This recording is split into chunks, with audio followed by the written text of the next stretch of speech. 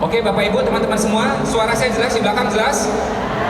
Oke, saya dikasih waktu kurang lebih sekitar 20 menit gitu ya. Nah, sekarang saya mau tanya, siapa di antara teman-teman di sini yang pengen rezekinya lebih baik lagi? Coba ngacung tangannya.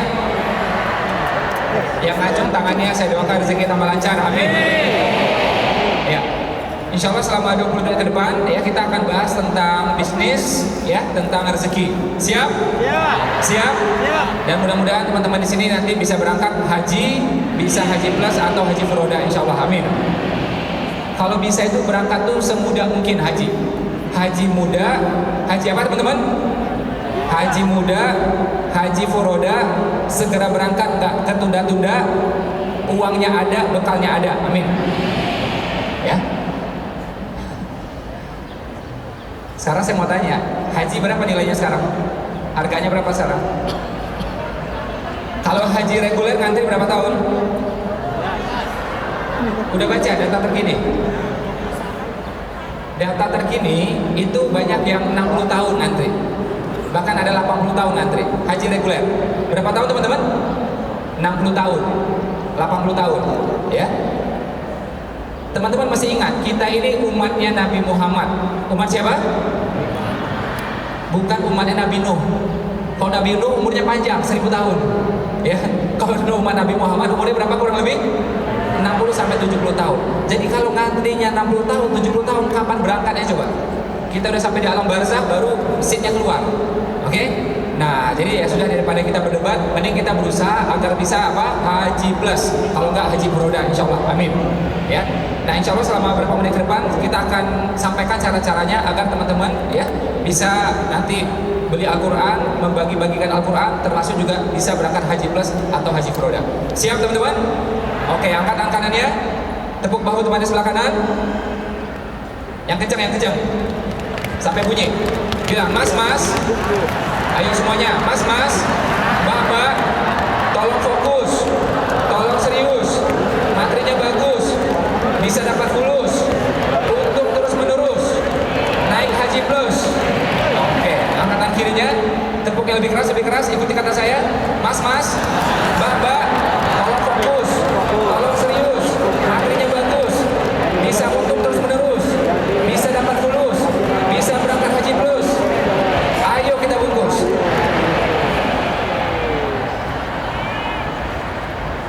Jadi teman-teman ya, Islam agama yang sangat-sangat serius bicara soal harta. Soal apa teman-teman?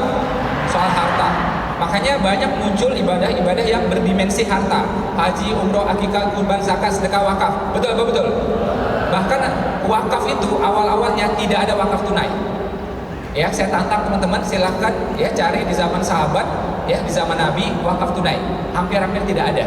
Di zaman Nabi, di zaman sahabat, wakaf itu adalah apa? Properti. Ya, jadi bukan sekedar beli properti, kita mewakafkan properti, teman-teman. Ya, makanya tadi saya minta doanya, mudah-mudahan kita bisa kaya harta, kaya hati, juga kaya properti, insya Allah. Amin. Wakaf itu properti awalnya. Ya. Zakat pun juga awalnya adalah zakat perniagaan atau sawah ladang kebun, ya, atau kita menemukan harta temuan. Ya. Jadi kita dianjurkan untuk kuat finansial. Cara kita untuk punya rezeki yang namanya harta itu macam-macam. Lewat pernikahan bisa, lewat pemberian bisa, lewat warisan bisa. Tapi yang masuk akal buat kita semua adalah apa? Lewat perniagaan. Lewat apa teman-teman? Kurang kencang suaranya. Lewat apa? Yang suaranya paling kencang saya doakan juga rezekinya kencang. Lewat apa teman-teman? Lewat perniagaan. Ya. Nabi bisnis, betul? Istri Nabi bisnis, ayah Nabi bisnis, paman-paman Nabi bisnis, 4 khalifah 3 bisnis, 10 orang dijamin masuk surga 8 bisnis. Islam masuk ke Indonesia melalui jalur bisnis, jalur perniagaan. Betul apa betul? Imam Hanafi bisnis.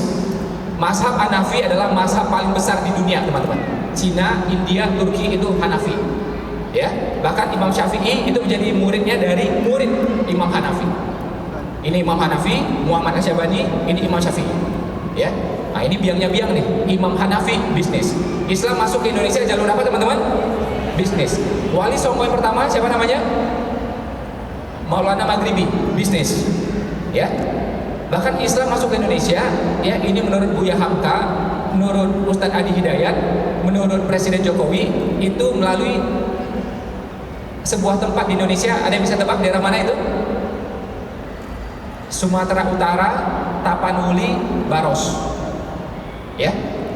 Awal-awal ini disampaikan oleh Buya Hamka, dipopulerkan sama Ustadz Adi Hidayat, dan kemudian diresmikan oleh Jokowi sebagai titik nol Islam di Nusantara. Sumatera Utara, Tapanuli. Ya, melalui jalur apa? Jalur bisnis. Bisnis apa mereka ke sana? Mereka cari kapur barus. Karena itu tertulis di Al-Qur'an. Karena itulah tempat itu namanya Baros. Ya. Ada yang mengatakan itu di zaman Nabi, ada yang mengatakan itu di zamannya Utsman. Ya, jadi Islam masuk ke Indonesia melalui jalur apa, teman-teman? Bisnis. Wali Songo yang pertama siapa namanya tadi? Maulana Maghribi. Apa profesi beliau? Bisnis juga, pengusaha, perniagaan. Oke? Yang dari YouTube itu.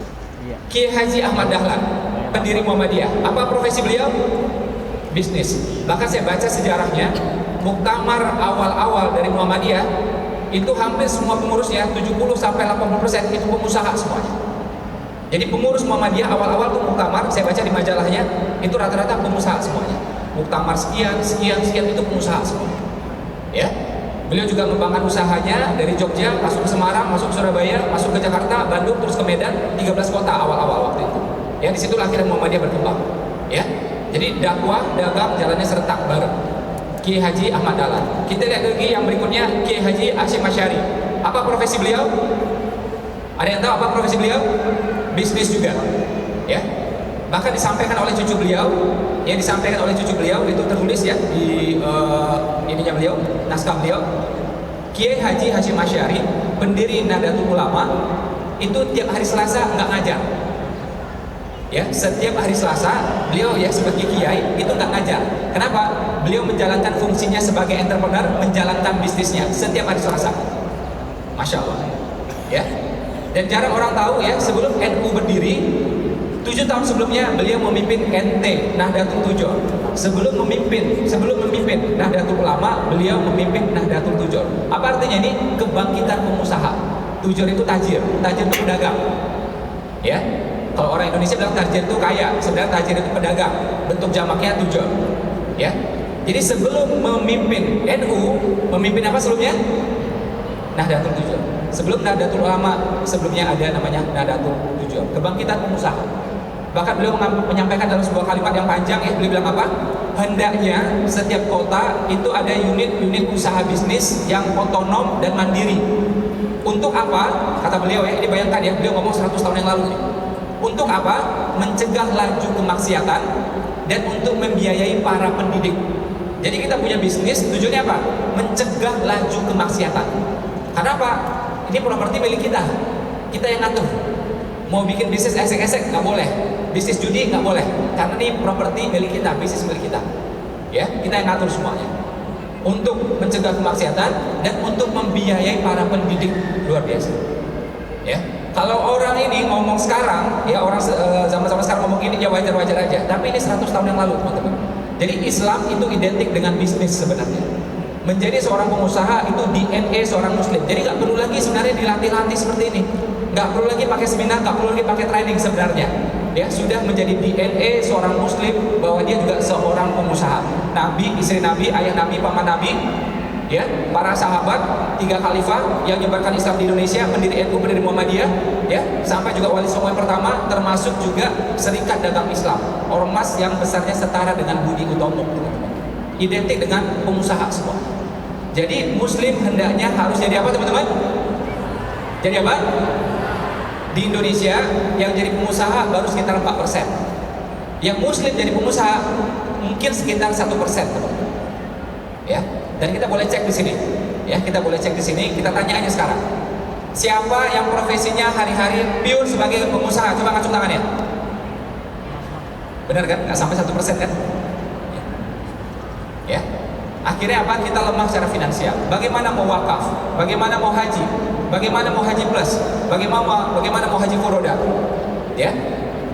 Bagaimana mau melakukan zakat perniagaan? Sulit semua. Tapi kalau kita jadi pengusaha, insya Allah pasti bisa. Siap teman-teman? Siap? Ada satu kisah menarik. Kita potret ya, Nabi kita Rasulullah itu sebelum diangkat jadi Nabi ya, ada kisah perjalanan ayah beliau. Ayah beliau meninggal dalam perjalanan apa? Dalam perjalanan apa? Dalam perjalanan dagang, bisnis, bukan wisata. Ya, bukan lagi santai-santai, bukan. Ya, atau lihat-lihat pemandangan, bukan. Lagi perjalanan bisnis. Jadi meninggal pun dalam perjalanan bisnis.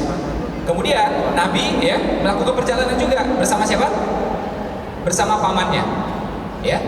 Dan ketahuan tanda-tanda kenabiannya melalui apa? Perjalanan dagang juga, perjalanan bisnis juga. Bukan wisata, ya, bukan lihat-lihat pemandangan, bukan. Tapi dalam perjalanan bisnis. Ini kisahnya kita udah tahu, tapi ada yang sebagian kita belum tahu. Jadi gini ceritanya. Jadi waktu itu Nabi duduk, ya, duduk seperti ini, kurang lebih gitu ya. Pertanyaan saya, andai kata ya, duduknya seorang hamba dengan duduknya seorang raja, kira-kira beda nggak ya gaya duduknya? Beda. Karyawan biasa dengan direktur, kira-kira gaya duduknya beda nggak? Begitu juga ya, orang biasa dengan nabi, kira-kira gaya duduknya beda nggak? Beda. Ya. Jadi waktu Nabi duduk masih kecil ini, belum jadi Nabi. Ya, seorang Muhammad cilik. Duduk seperti ini, ada seorang pendeta lihat dari jauh. Wah, ini tanda-tandanya beda ini. Gaya duduknya beda. Dan ada apa? Tanda-tanda alamnya.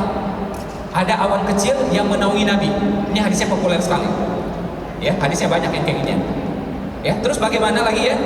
Matahari yang harusnya menghadap ke beliau dan beliau harusnya silau kepanasan, ternyata enggak juga.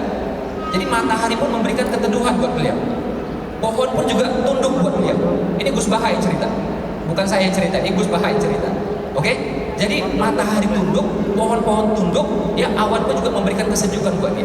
Dan gaya duduknya beda. Bukan seperti orang biasa. Namanya Nabi pasti punya ciri khas tersendiri. Nah, seorang pendeta yang alim, yang lurus melihat ini, disamperin. Ya, disamperin. Ketemu nih sama pamannya. Ditanya pamannya, ini siapa? Pamannya agak ngeles sedikit. Ya, ini anak aku. Waduh, ini nggak cocok nih tanda-tandanya. Nggak cocok gimana? Menurut yang aku tahu, menurut ulama-ulamanya aku, menurut kitab sucinya aku, Nabi terakhir itu ayahnya udah nggak ada, ayahnya udah meninggal. Sementara kamu ngaku sebagai ayahnya, ini nggak masuk akal. Ya, akhirnya pamannya ngaku. Ya, pamannya ngaku bilang, oh aku ini bukan ayahnya, tapi aku bertindak sebagai ayah padanya. Aku ini pamannya. Nah, pas ini tanda-tandanya. Ini Nabi akhir zaman. Kamu jangan berangkat ke sana. Ini hadisnya sahih, teman-teman. Ya, ini hadisnya sahih. Ya. Kamu jangan berangkat ke sana. Ya. Di sana orang sana nggak suka. Kalau ketahuan ini bahwa ini Nabi terakhir, bisa dibunuh nanti. Pulang. Itu di daerah Syria. Ya. Akhirnya Nabi Muhammad pulang bersama pamannya, tidak jadi berangkat ke daerah sana. Saya ingatkan kembali, beliau ketahuan tanda-tanda kenabiannya untuk pertama kali dalam perjalanan apa, teman-teman? Perjalanan bisnis. So, teman-teman ya, agama kita Islam identik dengan bisnis semuanya. Nabi, istri Nabi, paman Nabi, ayah Nabi, oke? Pendiri NU, pendiri Muhammadiyah, penyebar agama Islam, Wali Songo yang pertama, Serikat Dagang Islam, semuanya bisnis, teman-teman. Sekarang kita ketertinggalan jauh luar biasa. Hanya 1% kita yang jadi pengusaha, oke? Nah, sekarang mulai dari diri kita jadi pengusaha. Saran saya, ya, ini saran praktis dari saya terakhir. Kalau teman-teman mau bisnis, tidak harus produksi. Tidak harus apa, teman-teman? Bikin saja apa yang mudah. Ya. Jadi misalnya ada orang bikin makanan, kita jual. Ah, ini lebih mudah.